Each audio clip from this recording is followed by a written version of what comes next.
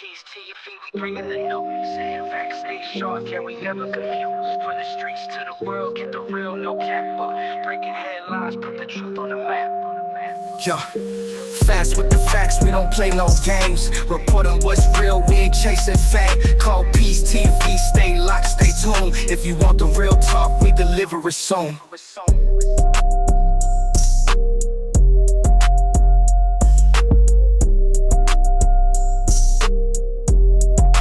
Call Peace TV, we bringing the news. Facts stay sharp, yeah, we never confused. From the Hey y'all, hey, back with another video. In this video we're going to be talking about Jarvis Butts. He was seen in court today. Him and his attorneys were trying to get the testimony of his 4-year-old daughter at the time when this happened to her thrown out. She was 13 when she testified, but she was 4 years old when this situation happened to her. They're basically trying to say that she wasn't old enough to remember back then what happened to her at 4 years old.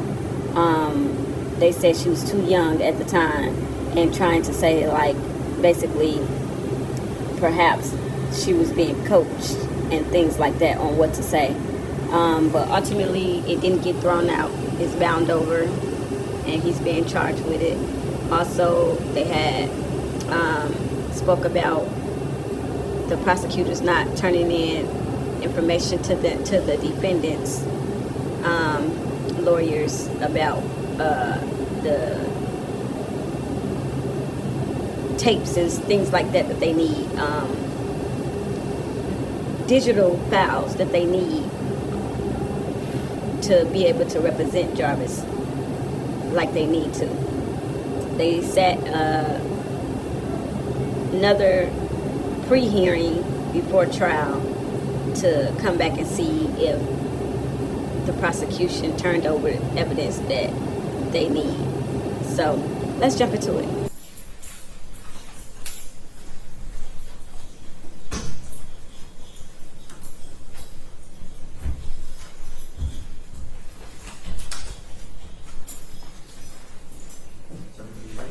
Yes, Judge.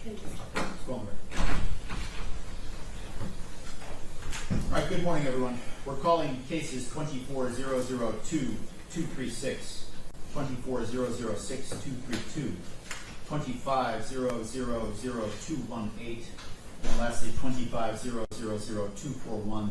These are all in the matters of People versus Jarvis Butts. I apologize, I believe I missed one. There's also file 25-004-478. Can I have appearances? Let's start with the prosecutor. Good morning, Your Honor. Tina Ripley on behalf of the people, P83688. And good morning, Your Honor. Matthew Makepeace also on behalf of the people, P82796. Defense. Good morning, Your Honor. Neighborhood Defender Service by Cheryl Quick, P83973 on behalf of Jarvis Butts, together with co-counsel Ken Riggins and Lauren Butler. And good morning, Your Honor. Good morning to your staff. Neighborhood Defender Services by Ken Riggins, P82125 on behalf of Mr. Jarvis Butts. Good morning, Your Honor. Lauren Butler, P88126, also Neighborhood Defender Service on behalf of Mr. Butts. Thank you. Mr. Butts is also joining us in court. Mr. Butts, your name, please. Jarvis Butts. All right, thank you. You can all have a seat. All right, attorneys, thank you for your patience this morning. We did have a relatively short chambers conversation about these cases this morning. And just to briefly summarize defense, you intend to raise an issue with regard to some outstanding discovery on the case ending in 218, which has the homicide charge. Is that accurate? That's correct, Judge. All right. It's also my understanding that there are 2 motions to quash filed today. And the parties, the people submitted a written response to those motions to quash. I've had an opportunity to review them. Parties are ready to argue those motions today, correct? We are, Your Honor. Okay. Very good. All right. Well, let's start with the file that Mr. Butts is here to be arraigned on, that being the file ending in 4478.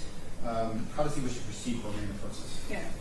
Mr. Butts would waive the formal reading of the information. He stands mute. We ask the court to enter a plea of not guilty on his behalf. Thank you. A plea of not guilty will be entered on his behalf. Counsel, was the examination held in that matter? It was. All right. We're going to get that transcript ordered. And with that, do you want to move right into the respective motions to quash, or did you want to address the discovery issue? I think we can go ahead and do the motions, and then we can discuss the discovery at the end. Okay, very good. All right, who's going to take the lead from the defense? Your Honor. Very good. Your motions. Your Honor, thank you. So, Your Honor, I did file a motion to quash relating to case ending in 6232. For the sake of privacy, I won't mention the complaining witness's name. But, Your Honor, there was a preliminary examination held in this matter.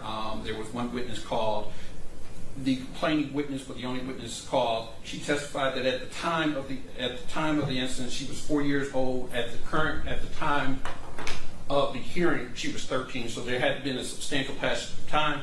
Your Honor, her testimony was she was home with Mr. Butts and Mr. Butts' girlfriend.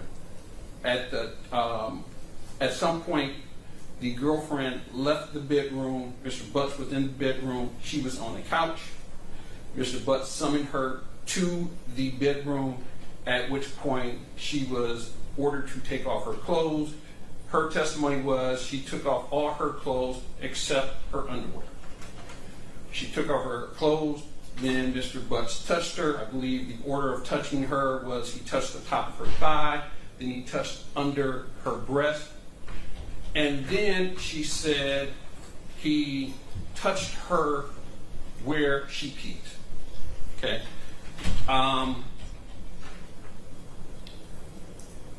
That was the sole testimony of this witness. At the end of the proofs, prosecution moved to bind over on an original count of criminal sexual conduct in the second degree and added a count of criminal sexual conduct in the first degree because of the statement of complaining witness. Your Honor, we believe that is an abuse of discretion. The only thing that we have on the record is she said she touched where she uses the restroom, and the only clarification we had was she said this is where she pees from, or she urines from, excuse me, those were her words. From that, we have the prosecution postulating that meant that there was some penetration, except there was no penetration mentioned. There was no penetration discussed. We know from case law, for a CSC 1 to happen, there has to be some form of penetration, even the slightest. Case law also tells us if she testified that he were to force her underwear inside of her, that would be sufficient for penetration. Yeah, we don't have any of that. We never have conversation, or we never have any testimony about her panties being pulled aside. We never have any testimony about her panties being forced in her. We never have any testimony about anyone penetrating her. Now, that is given the fact that she was 4 years old at the time this happened, granted. But at the time of the hearing, she was 13. Surely she could testify. I believe she was asked on direct that she remembered the events, and she said she remembered the events.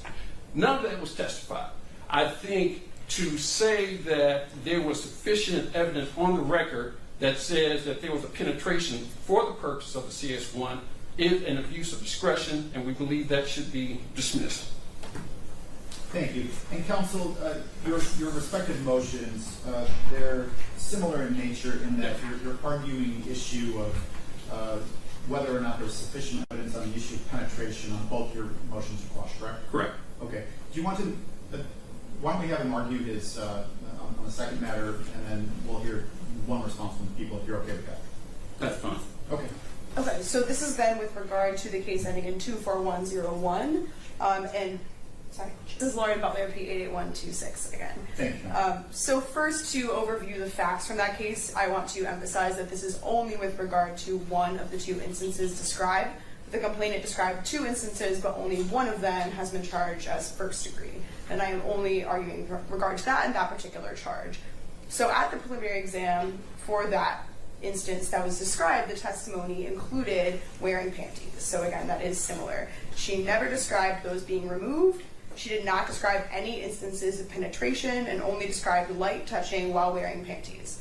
The prosecution had the burden at the exam of establishing evidence of every element, and that included penetration. And again, the case law is clear on this. In particular, the case I cited in my motion, People v. McNeese, while that is unpublished, it is particularly relevant because it highlights this distinction where it needs to be more than just, it uses very similar language to that use of the exam here with this emphasis on touching the vagina, rubbing the vagina. That's not enough for penetration. And there was even a specified testimony about under the underwear and over, and yet even with that fact, the court still held that this was not penetration. And that's similar to what we have here, this description of some degree of touching in that area, but that alone is not penetration. It also relies on published case law, People v. Payne, rubbing one hand, where it concludes that rubbing one hand over another vaginal area does not qualify as penetration. And I'd also like to address the response from the prosecution to this motion, because the argument they're making was not reflected in the preliminary exam testimony. Specifically, there was no testimony about inside the vagina. So while they're now arguing that that is possible, it's not the testimony we heard. We didn't hear this contrasting of the labia and the vagina. And this diagram that is now referenced in the motion was not used at the exam. So in conclusion, the prosecution did not meet the probable cause standard for first-degree criminal sexual conduct because there was no evidence of penetration, and bind over was not proper, specifically as to that charge. Thank you. All right, who's going to take the lead from the people? That's me, Judge. All right, very good. So I'll start with the first argument made by Mr. Riggins, the complaining witness there, reference her by initials PB. She testified specifically that he touched my private part where I use the bathroom with. When asked what comes out, she stated urine. I then asked, tell me about what part of him touches you there. She states his hand. And what does he do? What does his hand do when he touches you there? She states he rubs my private part with his hands. I then clarified, is this on the top part of that? And she interjected, said the bottom. And I said, would that be where the pee comes out? She says, I clarified, is that a yes? So in summary, she testifies she's rubbing the bottom part of her private part where the pee comes out. Your Honor, in a motion to quash, this is the highest deference to the reviewing magistrate in this case. It requires an abuse of discretion, which is most deference to the district court. Penetration requires any sort of intrusion, however slight. And we use the term genital opening rather than vagina, so that penetration of that labia majora is sufficient to establish penetration or criminal sexual conduct in the first degree.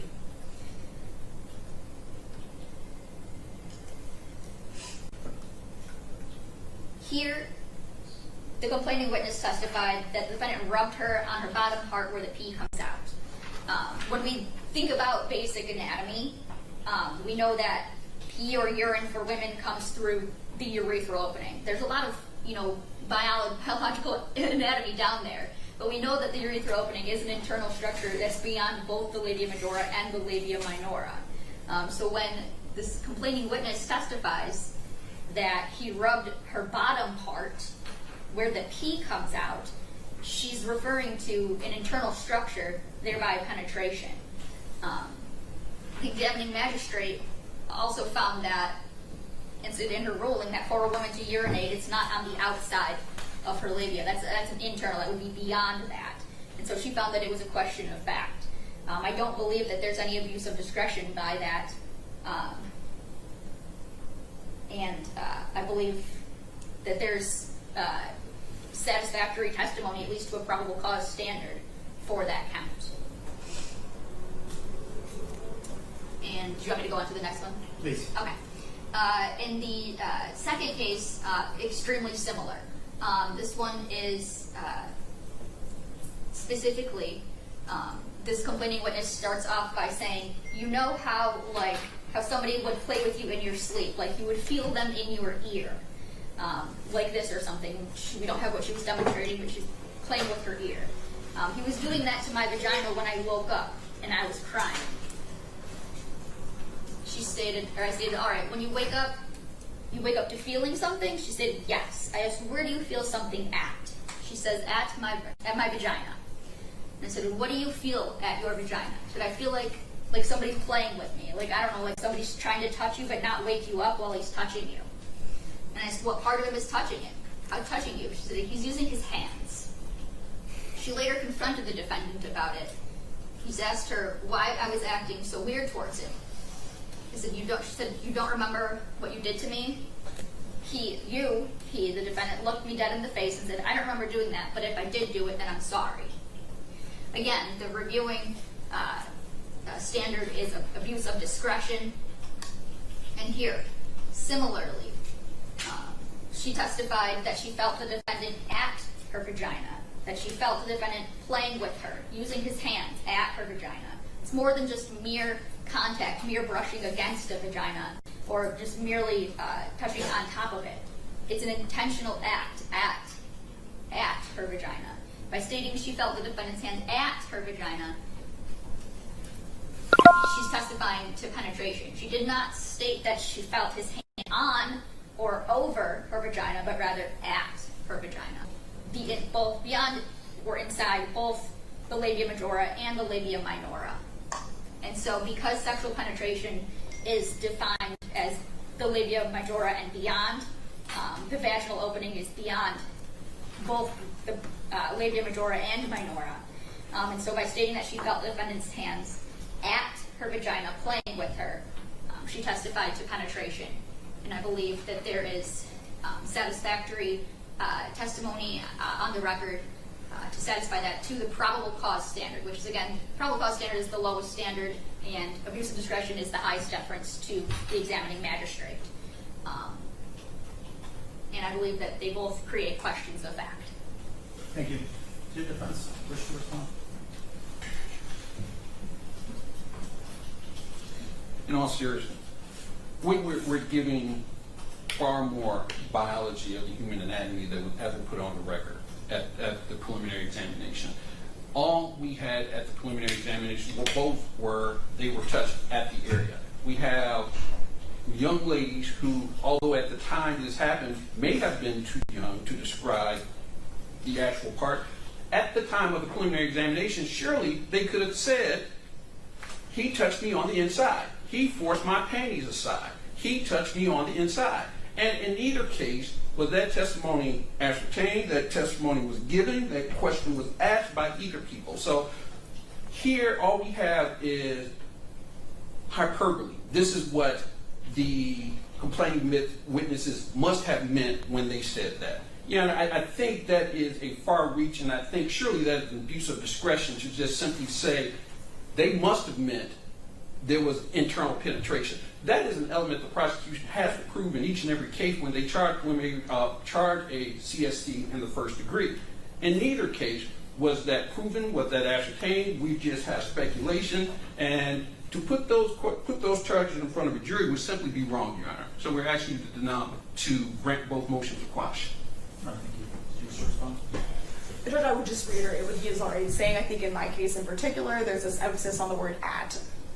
There's just it's not realistic to say that that's what at means. This comparison between at and over is really not what plain meaning tells us about the word at. At is very different from inside, all of what Mr. Riggins really just emphasized. So again, I would object that this should be dismissed today. All right, thank you. All right, well, on a motion to quash, and here there's two motions to quash that have been filed by defendants. The court has to review the record for an abuse of discretion, which has already been pointed out. The abuse of discretion standard is a high burden. And defense here, through their written and oral arguments today, have challenged the sufficiency of the evidence presented on the bind-over of the respective counts of criminal sexual conduct in the first degree regarding the issue of penetration.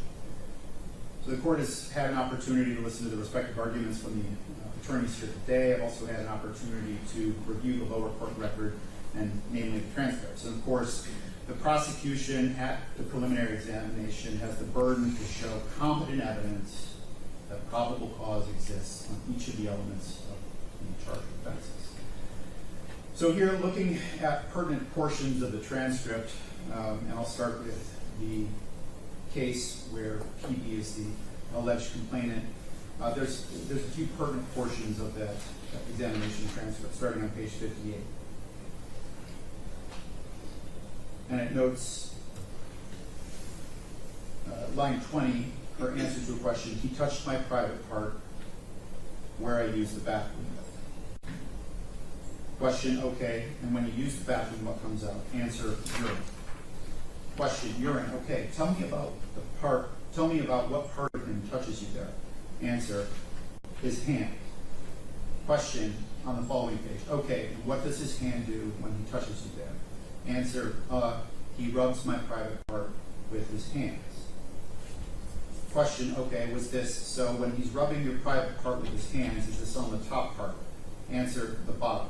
Question, the bottom part, okay? Answer, yes. Question, okay, and is that would be where the pee comes out? Answer, yes. With regard to the file where the alleged complainant is AD, I'm directing the attorney's attention to the pertinent portion of the testimony on this issue of penetration, page 83, line 14. This would be multiple paragraphs into her respective answer, reading, and you know how you like how somebody would play with you in your sleep, like you would feel them. And I think the pertinent part of this answer that's relevant to this determination is the next three words. And again, it's like you would feel them, quote, in your ear, like this or something. He was doing that to my vagina when I woke up and I was crying. Moving to the next page, page 84. Question, okay, where were you sleeping? Answer, I was sleeping in the bed with him. Question, you were sleeping in the bed with your dad? Answer, yes. Moving to page 85, line 8, question, all right, and when you wake up, you kind of wake up to feeling something. Answer, yes. And where do you feel something at? Answer, my vagina. Question, what is it that you feel at your vagina? Answer, I feel like somebody playing with me. Like, I don't know, like somebody like trying to touch you, but trying not to wake you up while I'm touching you. Question, okay, and do you know what part of him he is using to touch you? Answer, he's using his hands. So sexual penetration is defined, and that's defined under 75052-0AR, sexual intercourse, cunnilingus, fellatio, anal intercourse, or any other intrusion, however slight, of any part of a person's body or of any object into the genital or anal openings of another person's body, but emission of semen is not required. And here, based upon my review of the lower court's record and testimony utilized in making the Bind-Over decision, I think based upon the testimony that I just read in the record verbatim, the examining judge did not use her discretion in binding over on respective counts of criminal sexual conduct in the first degree. I think there was sufficient evidence presented on each of the elements, and specifically the element of penetration in both files, to uphold the bind over, and attorneys are going to respectfully deny the motion to quash. So attorneys, we have a couple of other issues to discuss. In defense, would you like to get into the discovery issue that was noted earlier?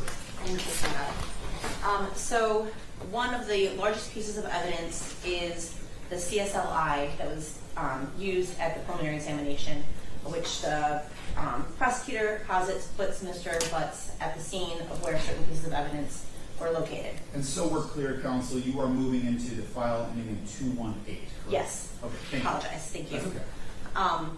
Back on February the 6th, Mr. Riggins reached out to the people and alerted them that our expert to review it, we needed what's the Celebrate UFED, basically the underlying data that is pulled, not the report that is generated from Celebrate. What was the date that was put on notice? February 6th. February 6th. Okay, Yes. so just about 6 months ago? Correct. Okay. And then we received a response back on the 14th from people saying that they would work on it and get back to us. We received another response on the 28th that they were looking for the files essentially discussing that it's a huge amount of data that has to be transferred. And then we followed up, it was sometime later. And the next response I have is from May 28th, that there would be follow-up with the right person at DPD. They would get back to us. So we've been in communication with the people about this for this entire time. There's no surprise that we've been asking for it. And the response has generally been either that the DPD has it and they're working on transferring it, or that it's taking a really long time to do because the data is so great. They have to basically go through they would take it from a hard drive onto another thing that can be transferred, put it on ours, and then they can send it to us. And as of this morning, we still don't have it. We are less than 2 months out now from trial, and given this is a huge amount of data, we have to have our expert look at it.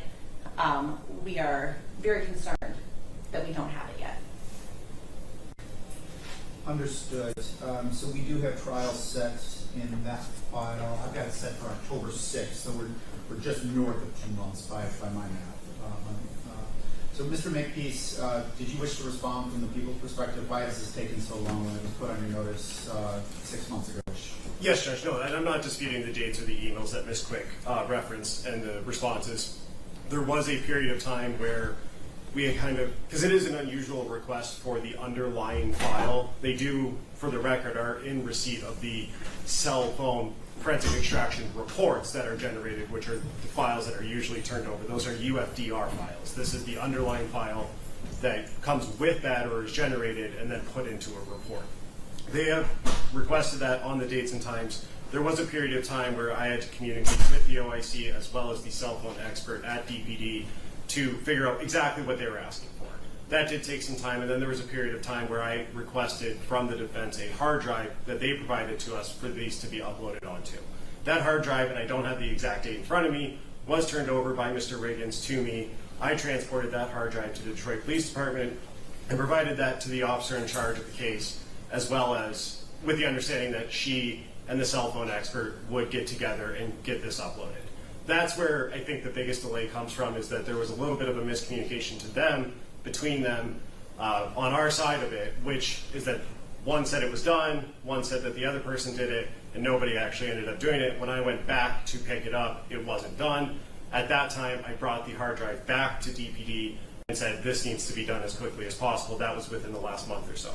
The actual process for them to upload these or get the files onto the hard drive is to take it from a Blu-ray disc or a DVD onto a computer and then onto the hard drive itself. That does take some time, given that there are, I think, 15 or so phone dumps that they've requested these files for, and the amount of information is large. As of this morning, I spoke with the cell phone expert who is in the process of doing this. He states that it will be done middle of this week, Wednesday. And at which point I will myself go to DPD, gather the hard drive, and provide it directly to Mr. Riggins or Ms. Quick or Ms. Butler. Okay, so you believe you will have it to them by the 6th? Yes. Okay, which is exactly 2 months out from our trial date.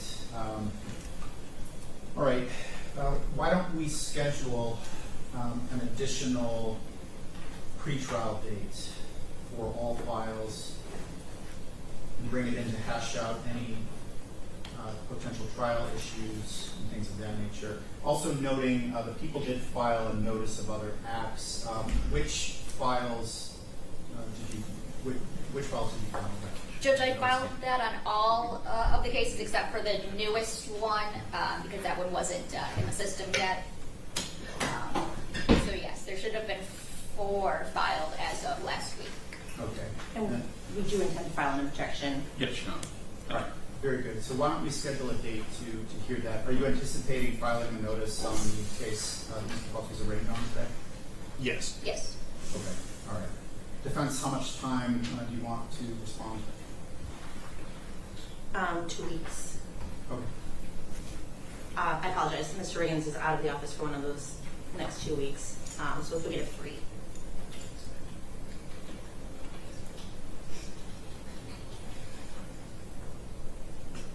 Want to come back on Friday, September 5th?